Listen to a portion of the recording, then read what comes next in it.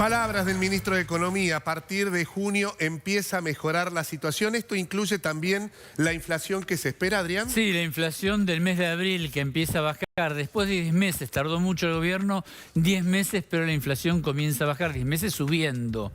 3,4, el dato de marzo fue muy preocupante y ahí había tenido mucho peso lo que es educación. Bueno, ahora la inflación, dato de abril que se conoce el jueves, empieza a bajar, va a estar entre el 2,5 y 2,7.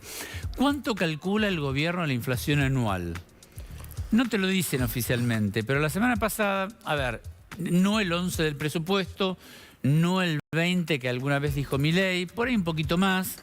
Va a estar en 30, un poco menos, pero la semana pasada dio Daza, el viceministro de Economía, una conferencia y ahí mostró un gráfico, un PowerPoint.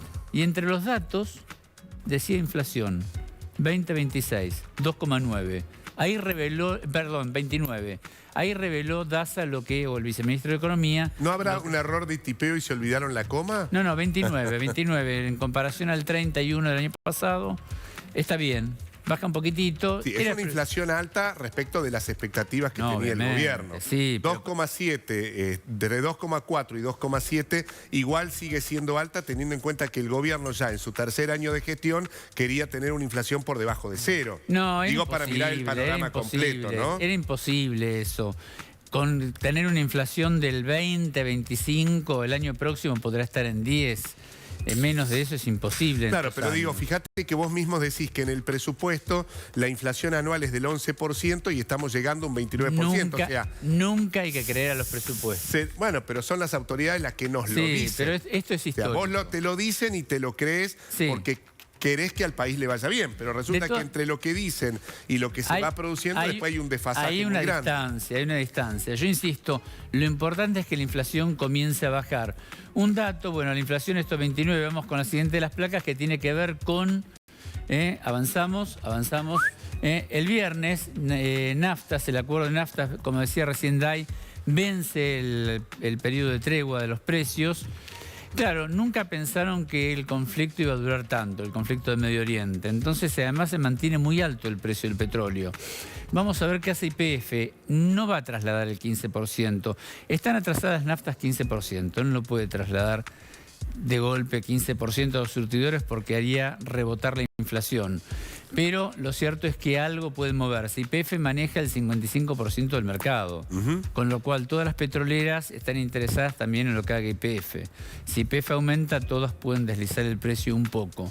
Esto va a impactar en la inflación del mes que estamos viviendo, en mayo, y parte en la inflación de junio. Y hay otro dato que recién mencionaba Day, también colectivos, algo que puede ocurrir en esta semana, ¿no? Algún aumento de colectivos para bajar subsidio y que suba un poquito lo que vos pagás cuando subís al colectivo. O sea, el índice, digo para que quede claro, el índice de inflación de este año también está condicionado a lo que pase con combustibles y a lo que pase con los colectivos. Digo, no se puede dar... Si bien la idea es bajarlo, no se puede dar un estimativo más exacto teniendo en cuenta que todavía faltan estos dos puntos que se tienen que resolver. Dos datos más, uno que tiene que ver con la mora de los hogares con los bancos.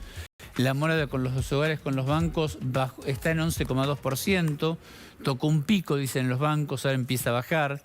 Es decir, gente que se fue endeudando, los bancos fueron dando préstamos, no mucho, pero algo fueron dando de préstamos, por ejemplo, tarjeta, préstamos personales, y ahí tocó un pico, claro, gente que después dijo, no lo puedo pagar, porque venía con la idea de que la inflación te comía, vos aumentabas tu sueldo con la inflación, como era antes, y ahora eso no pasa. Entonces se fue endeudando, están en mora y ahora, dicen los bancos, empieza a tranquilizarse y a bajar. Es un dato interesante. Dato oficial, que es del Banco Central este dato, tal cual, ¿no? sí, son datos oficiales. Y los otros deliveries, bueno, obviamente, si el bolsillo no te alcanza, ¿qué haces? Compras menos. Claro, porque el consumo volvió a caer. El consumo fuerte.